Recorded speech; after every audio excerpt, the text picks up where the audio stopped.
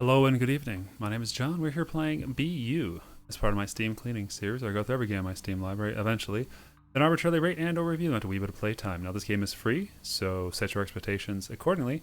We're gonna hit start and find out what this game is together.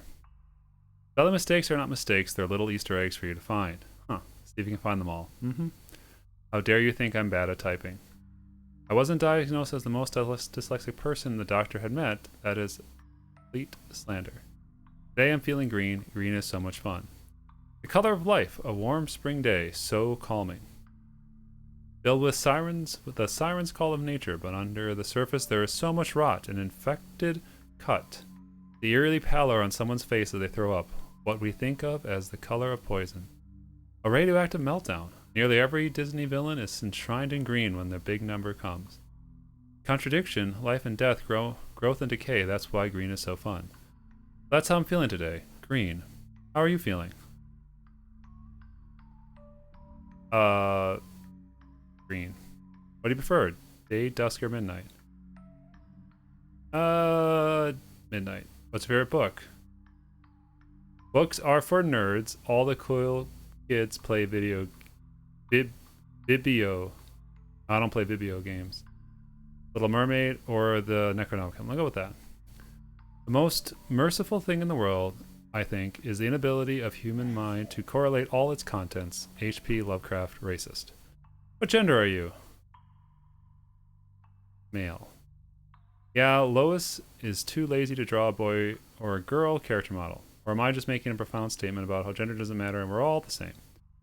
Wait a second. I really should have just said that and not the lazy thing. Lois, remember to go back and edit this out. Be you. You see a young person standing in their bedroom. Today is their 12th birthday, and this will be the most important day of their life. You're wondering about what present your dad will get you this year. Last year you asked for a pet. A cat.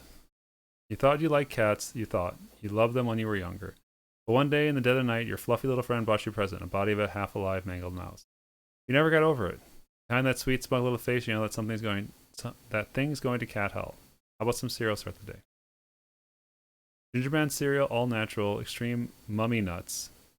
No, extreme nummy nuts with totally rad surprise. I'm gonna have the all natural. No additives, environmental friendly, and locally sourced is your favorite cereal. Shame it doesn't say what's in the box. It's all natural, so it's gotta be good, right? And I hear it's fair trade. Doesn't matter that it tried to eat its own way out of the box and appeared to dissolve your spoon. Because in your heart you know it helps the environment and small business people, and there are poor kids in Africa who would love to eat this. Admittedly, a cereal would probably love to eat these poor kids in Africa. A parcel is delivered. Your enemies are always whispering in the shadows trying to get you, but you're one step ahead. You always make sure to repeatedly stab any post delivered to you in case there are poison spiders hiding inside. You can't be too careful. One time I found a bomb, but the person who made it was smart. I didn't know which wire to cut because they made them all red, so cleverly interwoven. Dad said it was just a red jumper that your gran had knitted, but you knew the truth. Alas, no one's coming to your birthday party. I'm sure there's some treachery reason for it, but in truth, Lois is a lazy piece of trash who can't be bothered to draw that many people. No one's coming, it's not like you didn't expect that. The strange parcel appears to open up by itself as if otherwise ghostly hands were attempting to reveal what's inside.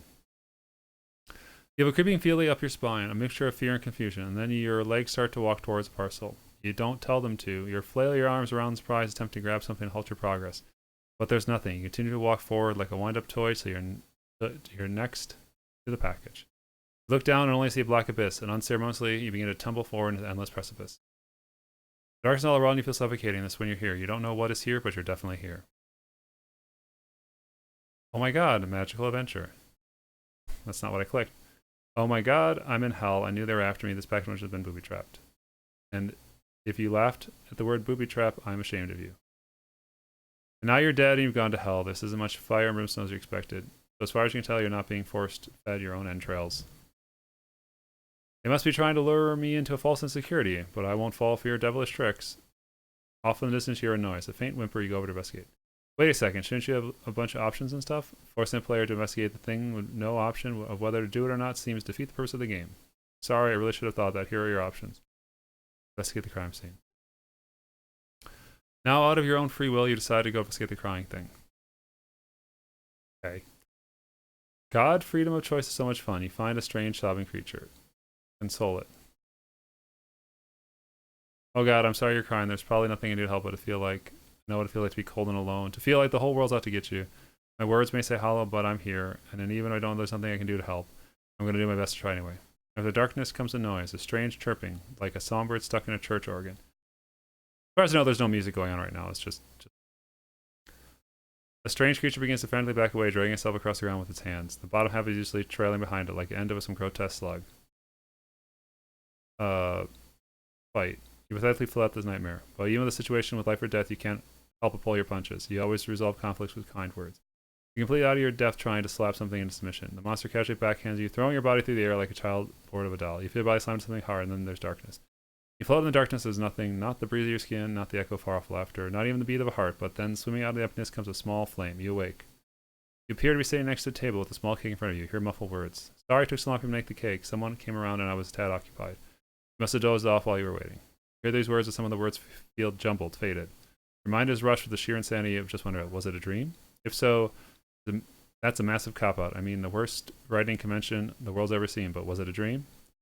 Da-da-da. I guess Lewis can't even bother to make a sequel. If Lois can ever be bothered to make a sequel, we might find out. Suddenly, the voice comes back into focus. I'm sorry to keep you waiting, but can you please blow out the candle? You've been staring at the middle distance for like 12 minutes, and I do have company to tend to, you know. You look like glimmering fame, and just wonder if anything you just experienced matters.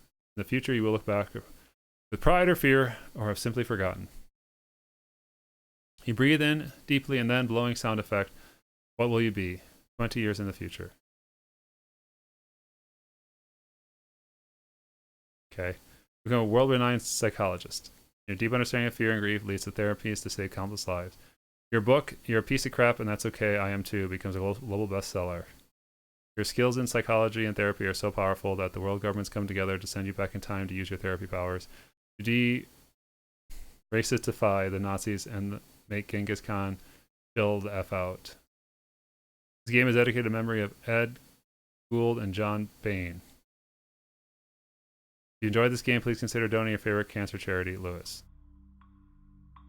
Okay. That was BU. Very short visual novel, not a lot of options or choices. Breaking the fourth wall to insult your teammates for art and stuff isn't funny in my book, but that's just me. The narrative was kind of flat. It was free. Wouldn't recommend it. Cheers.